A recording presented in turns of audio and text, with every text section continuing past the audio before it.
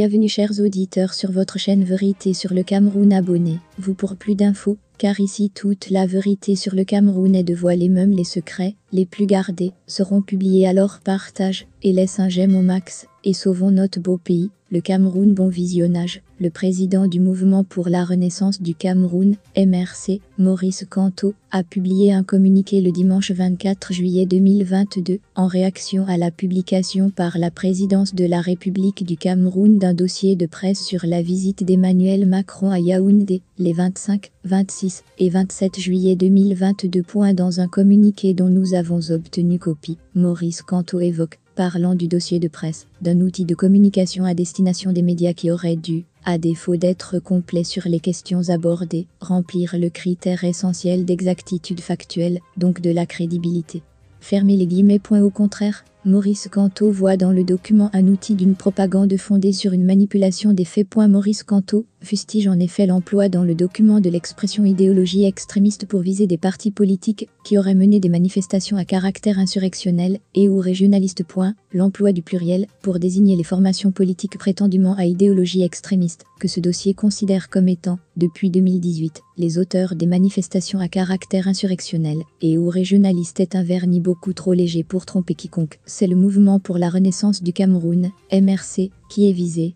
Pour l'histoire, notre parti ne saurait garder le silence devant ce tissu de mensonges propagé dans un style qui ne dissimule guère la haine que lui voue le régime, a écrit Maurice Kamto. Voici l'intégralité du communiqué de Maurice Kamto au sujet du dossier de presse de la présidence de la République à l'occasion de la visite officielle du président de la République française au Cameroun.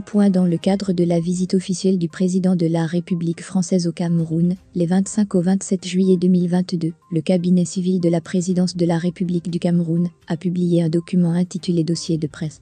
Il s'agit donc d'un outil de communication à destination des médias qui aurait dû, à défaut d'être complet sur les questions abordées, remplir le critère essentiel d'exactitude factuelle, donc de la crédibilité.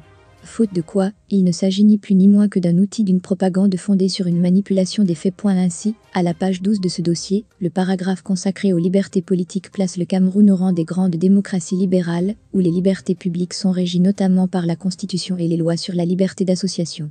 S'agissant en particulier des manifestations publiques, le fameux dossier de presse affirme la démocratie apaisée impulsée par le président de la République, son Excellence Paul Biya, fait face de manière récurrente à des velléités de bravade par certains acteurs sociopolitiques des lois établies en matière des libertés publiques, notamment celles régissant les manifestations publiques. À cet égard, depuis 2018, date de la dernière élection présidentielle au Cameroun, on a enregistré dans l'espace public des manifestations à caractère insurrectionnel et ou régionaliste, menées par des partisans des partis politiques à l'idéologie extrémiste. Au regard de la diversité sociologique et culturelle de la nation camerounaise, cette violation permanente du cadre réglementaire régissant les libertés publiques est de nature à mettre à mal la cohésion et l'équilibre du pays si cher au chef de l'État camerounais.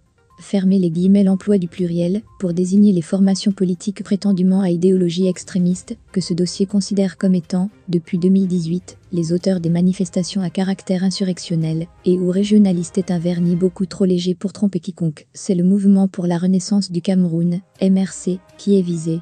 Pour l'histoire, notre parti ne saurait garder le silence devant ce tissu de mensonges propagé dans un style qui ne dissimule guère la haine que lui voue le régime. Le Cameroun d'aujourd'hui est aussi éloigné de la démocratie libérale que la prestidigitation l'est par rapport à la réalité, avec le régime en place, comme vendeur de l'illusion démocratique. Si la liberté de manifester constitue un droit constitutionnellement consacré, son exercice effectif est rendu simplement illusoire par un régime politique intrinsèquement étranger à l'idée même de liberté et qui contrôle de manière autocratique l'ensemble de l'appareil de l'État et les espaces d'expression.